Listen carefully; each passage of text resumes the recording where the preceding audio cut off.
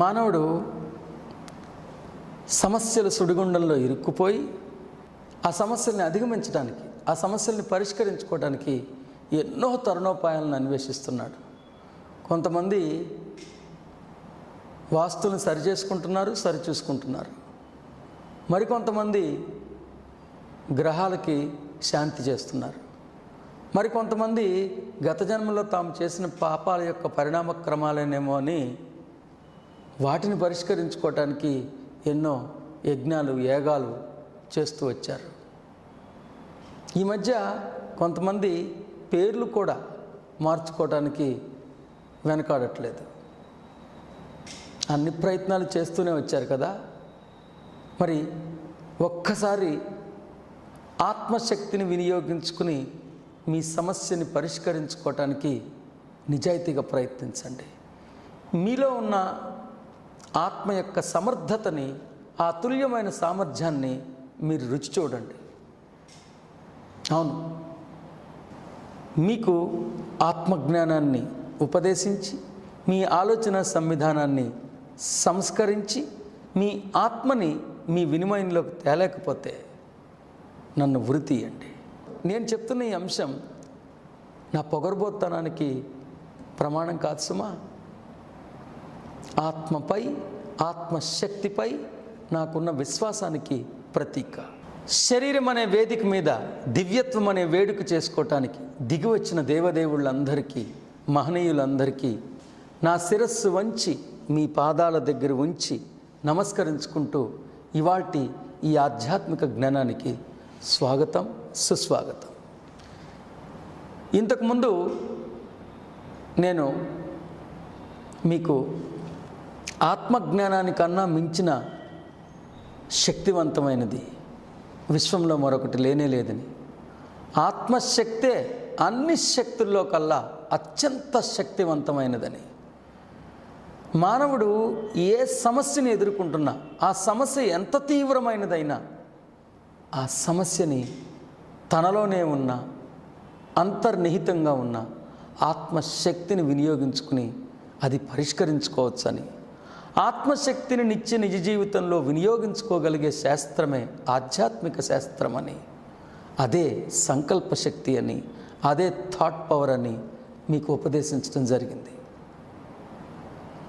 ఆత్మశక్తి అత్యంత అద్భుతమైన శక్తివంతమైనదని, ఆత్మశక్తి ద్వారా మానవుడు తన నిజ జీవితంలో ఎదుర్కొంటున్న ఏ సమస్యనైనా పరిష్కరించుకోవచ్చని నేను ఉపదేశించిన ఈ అంశం సశాస్త్రీయమైనదా, అశాస్త్రీయమైనదా అన్న సందేహం మీకు కలగవచ్చు. నేను చెప్తున్న ఈ అంశం 100కి 100 పాళ్ళు సశాస్త్రీయమైనదే. మీ సందేహాన్ని నివృత్తి చేసే క్రమంలో మీకు కొన్ని ప్రమాణాలని అందిస్తాను.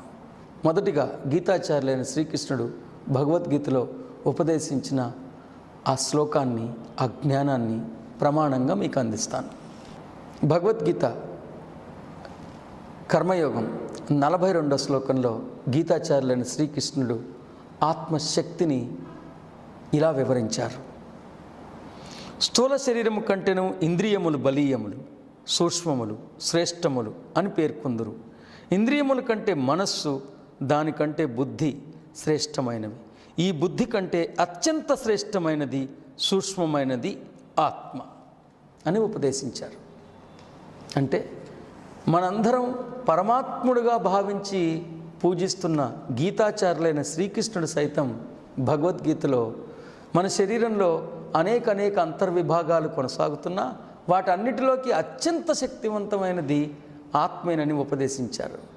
మానవులు తమ బుద్ధిబలాన్ని, భుజబలాన్ని మాత్రమే విశ్వసిస్తున్నారు.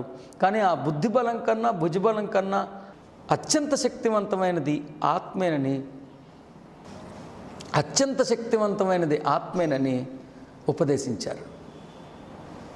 మరి ఇప్పటికైనా మీ ఆత్మని విశ్వసిస్తారా? మీ ఆత్మశక్తిని ఇంకా అనుమానిస్తారా? అయితే మీ అనుమానాన్ని నివారించడం కోసం స్వామి వివేకానంద ఉపదేశించిన మహోత్కృష్టమైన జ్ఞానాన్ని మీకు అందించే ప్రయత్నాన్ని చేస్తాను. స్వామి వివేకానంద ఆత్మశక్తి యొక్క అతుల్యమైన సామర్థ్యాన్ని మీకు ఉపదేశించే క్రమంలో ఆత్మవిశ్వాసాన్ని కలిగి ఉండండి. మీకు లౌకిక సంపద కావాల్సినట్లయితే దానికోసం ప్రయత్నించండి, అది మీకు లభిస్తుంది. మీరు మహామేధావంతులు కాగోరితే బుద్ధి భీముకిపై దృష్టి నిలపండి, అప్పుడు మీరు మహామేధావులు కాగలుగుతారు. మీరు మోక్షాన్ని కోరితే ఆధ్యాత్మిక భూమికలో సాధన సాగించండి, అప్పుడు మీరు ముక్తులై నిర్వాణాన్ని పొందుతారు. అంటే ఆత్మశక్తితో ఆధ్యాత్మిక ప్రగతి సాధించవచ్చు, ఆర్థికమైన సంక్షోభాలని పరిష్కరించుకుని సిరి సంపదలతో తొలతూగుతూ ఉండొచ్చు. మేధావంతులు కాగలిగితే మేధస్సుని కూడా సంప్రాప్తించుకోవచ్చు. ఒకవేళ ఈ మూడు కావాలంటే మూడు సుసాధ్యమే అని స్వామి వివేకానంద్ కొన్ని సంవత్సరాల క్రితమే మానవ సంతతికి విశేషంగా ఉపదేశించారు. అంతేకాదు సుమా, మనందరం పరమ గురువుగా భావిస్తున్న ఆది గురువైన శంకరాచార్యులు వారు వివేక్ చూడమణిలో చాలా స్పష్టంగా ఉపదేశించారు. వివేక్ చూడమణిలో బ్రహ్మజ్ఞానిపై ఈ సృష్టిలో ఏ బలము పనిచేయదు. బ్రహ్మజ్ఞాని అంటే ఆత్మజ్ఞానే సుమ. ఆత్మజ్ఞానిపై, బ్రహ్మజ్ఞానిపై ఈ సృష్టిలో ఏ బలము పనిచేయలేదని ఉపదేశించారు. ఈ శాస్త్ర ప్రమాణాలు చాలు మీలో ఉన్న ఆత్మ అత్యంత శక్తివంతమైనదని, ఆత్మ సహజాతంగానే అతుల్యమైన శక్తి సామర్థ్యం కలిగి ఉన్నదని, మీ ఆత్మ మీ మీద అనునిత్యం అవ్యాజ్యమైన ప్రేమని కురిపిస్తూనే ఉన్నదని, మీరు చేయాల్సిందల్లా ఆత్మ జ్ఞానాన్ని తెలుసుకుని ఆత్మశక్తిని మీ వినిమయంలోకి తెచ్చుకుని ఆ ఆత్మశక్తితో మీ సమస్యని పరిష్కరించుకోవటమే. సరిగ్గా ఈ విద్యే థాట్ పవర్, సంకల్పశక్తి, విజువలైజేషన్. ఆ విద్యని నేర్చుకోవటానికి, ఆ విద్యను నేర్పడానికి నేను సిద్ధంగానే ఉన్నాను. మరి ఇప్పుడు ఆత్మ విద్యని నేర్చుకునే ప్రయత్నం చేద్దాం. స్వస్తి.